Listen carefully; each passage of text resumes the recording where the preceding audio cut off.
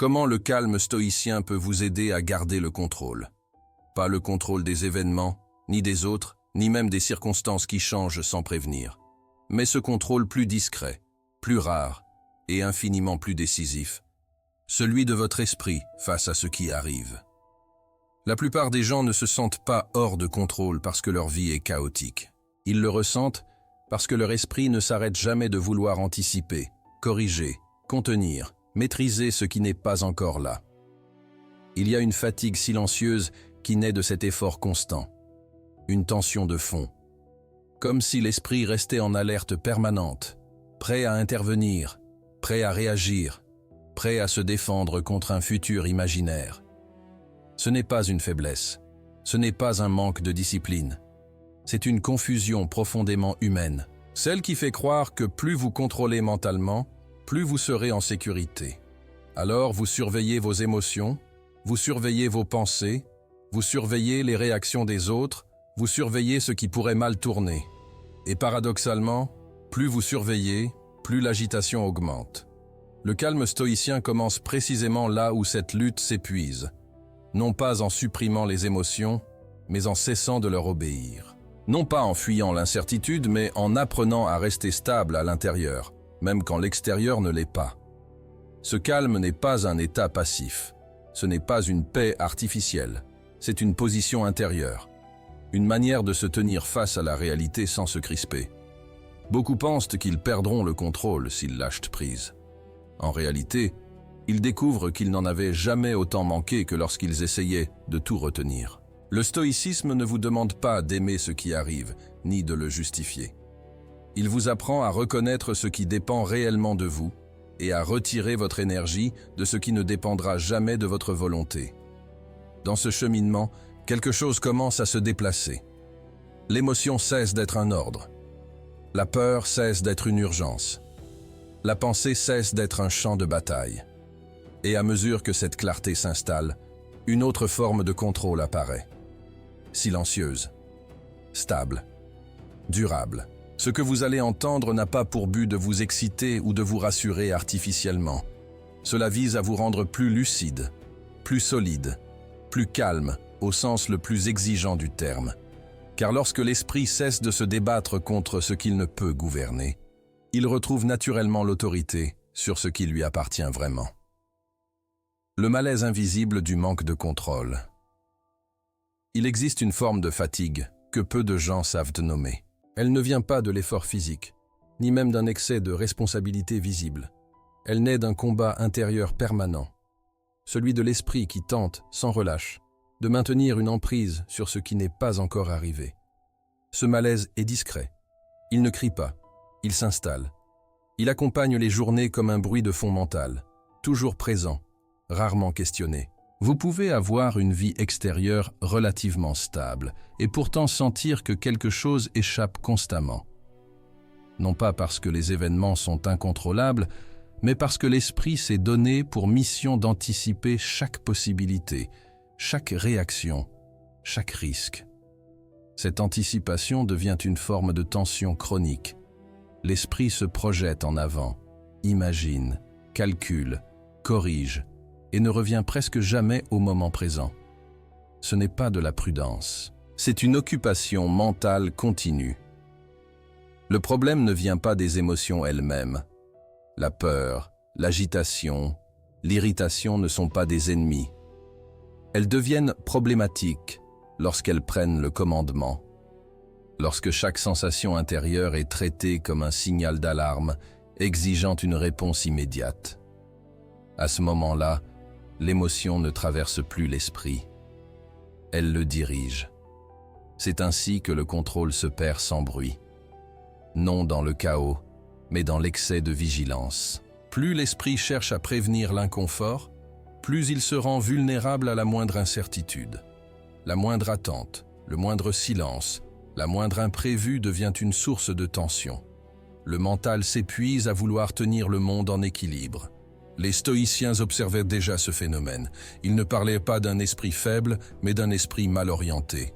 Un esprit qui se disperse là où il n'a aucun pouvoir réel. Cette dispersion crée l'illusion d'agir, alors qu'elle ne fait que consommer de l'énergie intérieure. Et tant que cette confusion n'est pas vue clairement, le malaise persiste, même lorsque rien de grave ne se produit. Comprendre cela est le premier déplacement. Reconnaître que le manque de contrôle n'est pas une défaillance personnelle, mais une erreur de focalisation. Tant que l'esprit tente de gouverner ce qui lui échappe, il abandonne ce qui dépend réellement de lui. Et c'est précisément là que le calme commence à devenir possible. La confusion moderne entre contrôle et sécurité. À un moment presque imperceptible, beaucoup ont appris à confondre le contrôle avec la sécurité. Comme si tenir fermement les choses par la pensée pouvait empêcher l'imprévu d'exister. Cette idée s'est installée lentement. Elle ne vient pas d'une faiblesse personnelle, mais d'un réflexe de survie mal dirigé. L'esprit croit se protéger lorsqu'il anticipe tout. En réalité, il se fragilise. Plus vous tentez de verrouiller mentalement les résultats, plus vous devenez sensible à ce qui échappe à vos plans. La moindre variation devient une menace, le moindre retard, une perte, le moindre désaccord, un danger. Ce n'est pas le monde qui devient instable, c'est votre rapport au monde. La sécurité recherchée par le contrôle excessif produit l'effet inverse. Elle rend dépendant d'un environnement parfaitement prévisible, chose qui n'existe pas. Cette agitation n'est pas un défaut de caractère, c'est un signal, un indicateur que l'esprit a dépassé son territoire naturel. Les émotions s'intensifient lorsque la pensée tente de gérer ce qui relève du hasard, des autres ou du temps. La turbulence émotionnelle n'est pas un problème à corriger, mais une information à comprendre. Elle indique que l'énergie mentale est investie au mauvais endroit. Les stoïciens l'avaient compris avec une lucidité radicale. La sécurité ne vient pas de la maîtrise extérieure, mais de la cohérence intérieure. Un esprit qui sait où s'arrête son pouvoir cesse de se crisper. Il n'a plus besoin de surveiller chaque possibilité. Il devient plus souple, plus stable, paradoxalement plus fort. Tant que le contrôle est confondu avec la protection, l'esprit reste en état d'alerte. Lorsqu'il est redéfini comme une clarté sur ce qui dépend réellement de vous, quelque chose se détend. Et cette détente n'est pas une perte de vigilance. C'est le début d'une intelligence plus précise, plus calme, prête à voir ce qui vient sans se laisser emporter. Le calme stoïcien n'est pas une émotion, mais une position intérieure. Beaucoup cherchent le calme, comme on cherche un soulagement émotionnel. Ils attendent qu'une sensation apparaisse, qu'une paix se fasse sentir, qu'une stabilité intérieure arrive enfin. Cette attente est précisément ce qui empêche le calme stoïcien d'émerger. Car le calme, dans la tradition stoïcienne, n'est pas une émotion que l'on ressent, mais une position que l'on occupe. Ce n'est pas quelque chose qui arrive à l'esprit, c'est un endroit depuis lequel l'esprit regarde. Tant que le calme est confondu avec un état agréable, il reste fragile. Il dépend des circonstances, de l'humeur, du comportement des autres, de la disparition temporaire des problèmes. À la moindre contrariété, il se fissure. Les stoïciens n'ont jamais cherché ce type de tranquillité. Ils visaient quelque chose de plus exigeant et plus stable. Une posture intérieure qui demeure même lorsque l'émotion est présente, même lorsque la tension existe, même lorsque la situation est inconfortable. Le calme stoïcien commence lorsque l'autorité change de place. Tant que l'émotion décide, l'esprit réagit. Tant que la peur dicte l'urgence, la pensée se précipite. Occuper une position intérieure, c'est reprendre cette autorité sans combattre ce qui se manifeste. L'émotion peut être là, la pensée peut être agitée, mais elles ne gouvernent plus. Elles deviennent des phénomènes observés, non des ordres à exécuter. Cette distance intérieure n'est pas une fuite, elle est une clarification. Vous ne devenez pas indifférent, vous devenez plus précis. Vous cessez de vous confondre avec chaque impulsion. Vous voyez plus clairement ce qui se passe en vous, sans vous y perdre. C'est à cet endroit que la raison redevient accessible. Non pas comme une voix froide, mais comme une présence stable, capable d'orienter l'action. Les stoïciens parlaient de proairesis, cette faculté intérieure qui choisit comment répondre. Le calme n'est rien d'autre que l'espace préservé autour de cette faculté. Lorsque cet espace existe, l'émotion n'est plus une menace. Elle est une information. La colère indique une attente contrariée. La peur révèle un attachement excessif à un résultat. L'agitation signale une dispersion de l'attention. Rien de cela n'exige une réaction immédiate. Occuper cette position intérieure demande un renversement subtil. Vous cessez d'attendre que l'esprit se calme pour agir avec justesse. Vous agissez avec justesse, et le calme devient une conséquence. Vous cessez de vouloir faire taire l'émotion.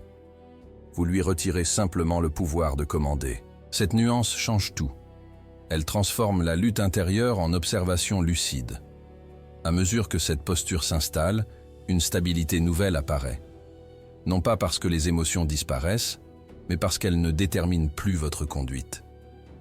Vous commencez à sentir que quelque chose en vous reste intact, même lorsque tout bouge. Ce n'est pas une sensation spectaculaire. C'est une solidité silencieuse. Et cette solidité prépare le terrain pour une distinction essentielle, sans laquelle aucun calme durable n'est possible. Comprendre avec précision ce qui dépend réellement de vous et ce qui ne dépendra jamais. La ligne invisible, ce qui dépend de vous et ce qui ne dépend jamais. Il existe une frontière intérieure que peu de personnes apprennent à tracer consciemment. Elle n'est écrite nulle part, elle ne se voit pas. Pourtant, chaque trouble mental, chaque agitation émotionnelle, chaque sentiment de perte de contrôle naît du même point précis, le franchissement inconscient de cette ligne. Les stoïciens l'avaient identifié avec une clarté implacable. Tout ce qui trouble l'esprit vient d'une confusion entre ce qui dépend de vous et ce qui n'en dépend pas. Cette distinction n'est pas philosophique au sens abstrait. Elle est opératoire. Elle agit comme un mécanisme de tri permanent. Vos pensées, vos jugements, vos intentions, vos décisions relèvent de vous.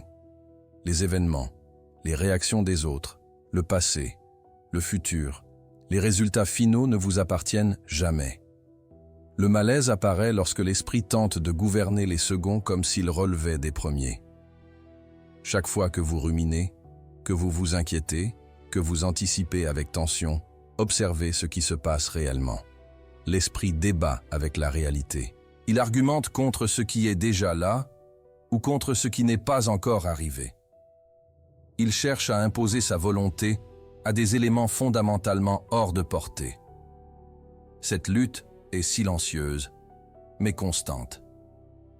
Et elle consomme une quantité immense d'énergie intérieure. Les stoïciens ne proposaient pas d'ignorer ce qui ne dépend pas de vous. Ils enseignaient à cesser de s'y attacher comme à un territoire personnel. Vous pouvez agir, préparer, ajuster ce qui relève de votre conduite. Mais vous ne possédez jamais la garantie du résultat. Dès que l'esprit exige cette garantie, il quitte son domaine naturel. Il devient anxieux, rigide, réactif. Tracer la ligne invisible, c'est réassigner chaque chose à sa juste place.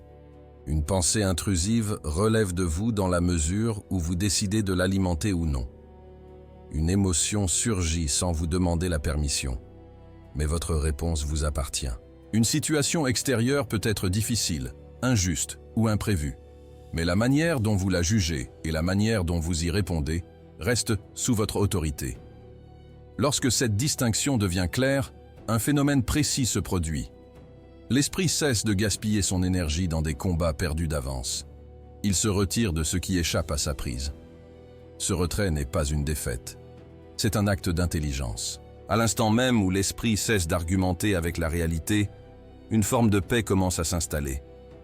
Non parce que la situation change, mais parce que le conflit intérieur disparaît.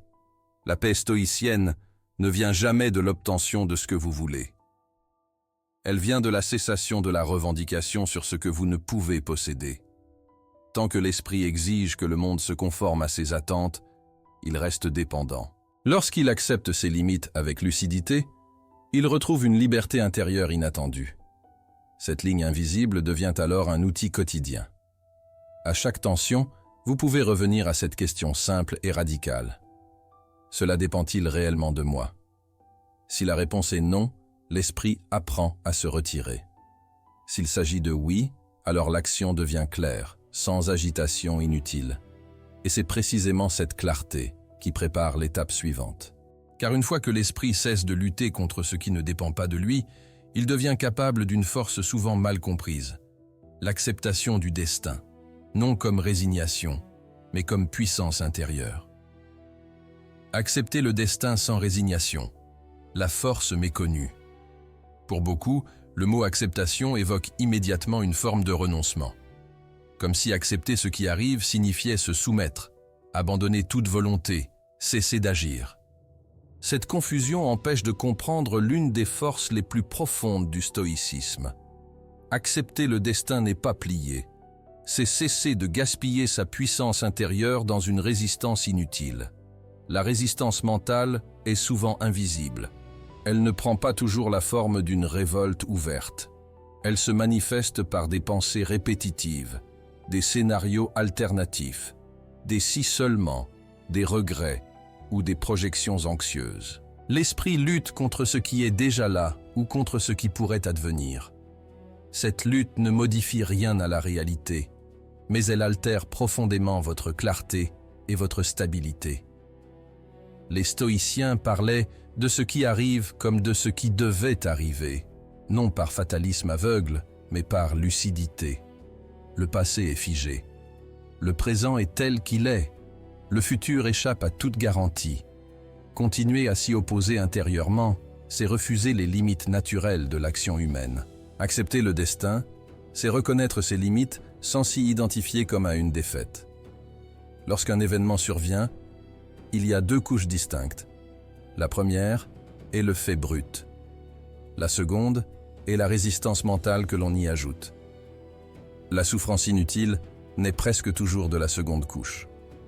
Le calme stoïcien commence lorsque cette couche est retirée. Non par indifférence, mais par intelligence.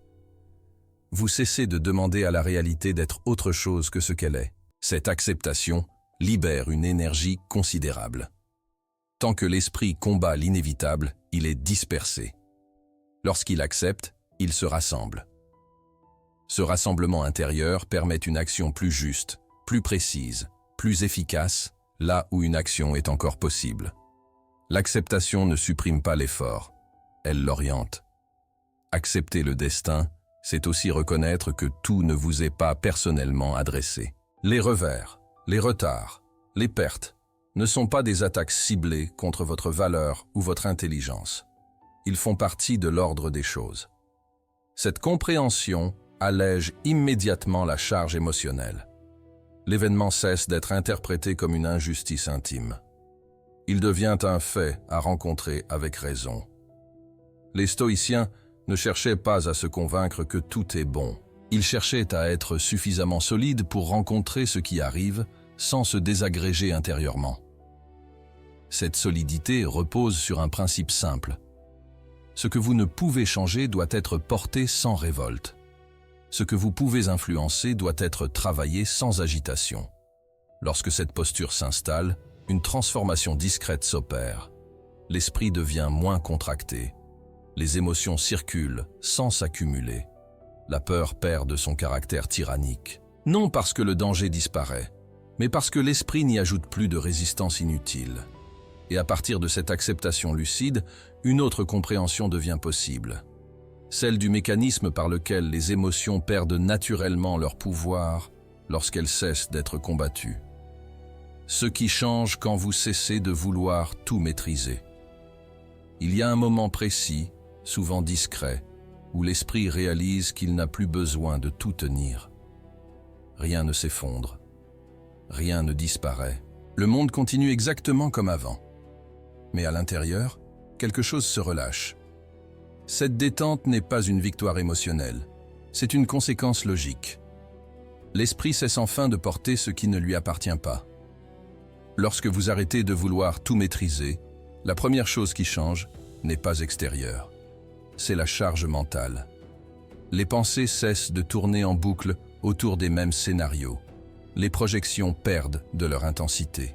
Non parce que l'avenir devient certain, mais parce que vous ne lui exigez plus de garanties impossibles. L'incertitude reste présente, mais elle n'est plus vécue comme une menace permanente. les conflits intérieurs diminuent. Avant, une partie de vous voulait accepter la réalité, tandis qu'une autre continuait à lutter contre elle. Cette division épuise. Lorsqu'elle disparaît, l'énergie revient. Pas sous forme d'excitation, mais de disponibilité. Vous avez plus de présence pour ce qui est réellement là. Plus de patience. Plus de discernement. Les émotions changent aussi de texture. Elles deviennent plus brèves, moins envahissantes. Une inquiétude apparaît, puis se retire. Une frustration se manifeste, puis passe. Elles ne s'installent plus comme des états durables. Elles ne s'accumulent plus. Vous n'avez plus besoin de les résoudre mentalement. Vous les laissez suivre leur cours naturel. Un autre changement s'opère dans la relation aux autres. Vous cessez de vouloir contrôler leurs réactions, leurs pensées, leur reconnaissance. Les attentes implicites se dissolvent, et avec elles, une grande partie de la déception. Vous agissez davantage selon vos principes que selon le besoin d'un résultat précis. Cette cohérence intérieure apporte une stabilité que personne ne peut vous retirer. Le rapport à l'erreur se transforme également. Lorsque tout devait être maîtrisé, l'erreur devenait une faute personnelle, une preuve d'échec. Lorsqu'elle cesse d'être combattue, elle redevient ce qu'elle est. Une information, une occasion d'ajustement. Rien de plus, rien de moins. Cette neutralité redonne de la souplesse à l'esprit. Les stoïciens insistaient sur ce point. Ce n'est pas l'événement qui trouble, mais le jugement que l'on porte sur lui. Lorsque le jugement se simplifie, la vie intérieure se pacifie. Vous ne cherchez plus à éviter chaque difficulté. Vous savez que vous pourrez la rencontrer avec raison lorsqu'elle se présentera. Cette confiance change tout. Ce qui revient, paradoxalement, c'est une forme de contrôle plus authentique. Non le contrôle anxieux qui tente de prévenir chaque scénario, mais le contrôle tranquille de votre réponse. Vous savez que quoi qu'il arrive, vous conserverez la capacité de choisir votre attitude, votre conduite, votre effort. Cette certitude est profondément stabilisante. À ce stade, la transformation est déjà accomplie, même si elle ne se donne pas en spectacle. Vous n'êtes pas devenu invulnérable. Vous êtes devenu moins dépendant. Moins dépendant des circonstances. Moins dépendant de l'approbation. Moins dépendant du futur. Et c'est précisément cette indépendance intérieure qui prépare la dernière étape. Celle où le calme cesse d'être une pratique consciente pour devenir une autorité silencieuse, toujours disponible, même lorsque tout vacille. Une autorité intérieure, silencieuse. Il arrive un point où le calme n'est plus quelque chose que vous cherchez à appliquer. Il est déjà là, présent en arrière-plan, comme une gravité intérieure.